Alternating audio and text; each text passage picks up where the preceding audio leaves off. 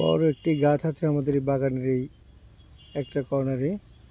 এর নিচে গাছগুলো দেখেন তেমন কিন্তু বড় হয়নি, কিন্তু পাশাপাশি দেখেন যে এই গাছের ছায়া থেকে যদি একটু বের হয়ে যান, যেমন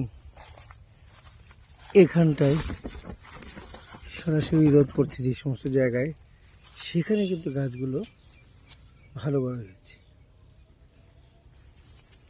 পরিপুষ্ট হয়েছে।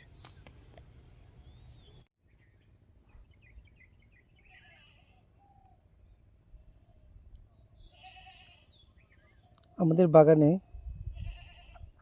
এরকম বেয়ে ওঠা গাছ যেমন আছে, সাথে সাথে অলরেডি তার বেয়ে পড়েছে এমনও গাছ আছে। আবার আপনারা দূরে দেখতে পাচ্ছেন অলরেডি, হয়তো যেখানে অলরেডি পুরনো গাছ, যেখানে অলরেডি গাছ বড় হয়ে গেছে। তো এইগুলো একটু দেখানো যে এক একটা গাছের জন্য এক এক রকম পরিচর্যা, সেই জিনিসগুলো একটু শেয়ার করার জন্য আজকে আপনাদের সাথে যুক্ত হয়েছি একটা কন্টেন্ট নিয়ে। দেখেন ওই পাশের সারিতে আবার গাছগুলো ছোট ছোট ব্রাঞ্চ, এখানে ঘাস জমে গেছে। আসলে ঘাসগুলো আমরা তেমনভাবে কাটছি না, গোড়ার মধ্যে তেমন ঘাস নেই, আশপাশের ঘাসগুলো ছড়িয়ে গেছে ওই চারার মাঝখানে।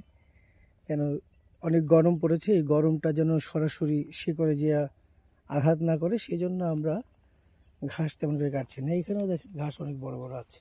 হ্যাঁ, তো সেই জিনিসগুলো একটু দেখাই।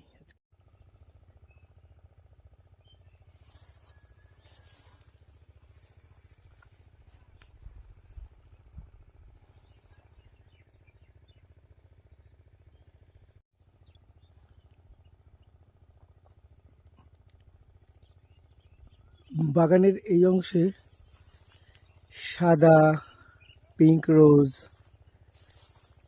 ইয়েলো এবং বেগুনি এই জাতের ফল রয়েছে এই অংশটায়। গাছ বাড়ছে দ্রুত, ছড়িয়ে পড়েছে উপরের দিকে। নিচে নুয়ে যাওয়া মাত্রই আমরা মাথাটা কেটে দিচ্ছি। মাথাটা কেটে দিলেই কিছুদিন পরই সেখানে আসছে ফল। চলুন একটু সামনের দিকে যাই, দেখি। এই দেখেন এখানে অলরেডি ফল চলে এসেছে। কারণ হচ্ছে যে এখানকার এই ব্রাঞ্চগুলো একটু পুরনো এবং এই জাতের ফলগুলো একটু আগে আসে, এগুলো পিঙ্ক রোজ জাতের।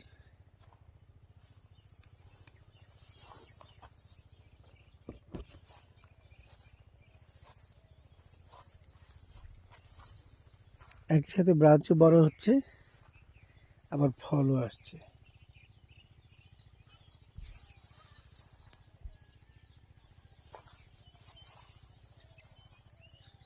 এরকম বন্ধ হয়ে যাওয়া ব্রাঞ্চ ফেলে দিলেই ভালো।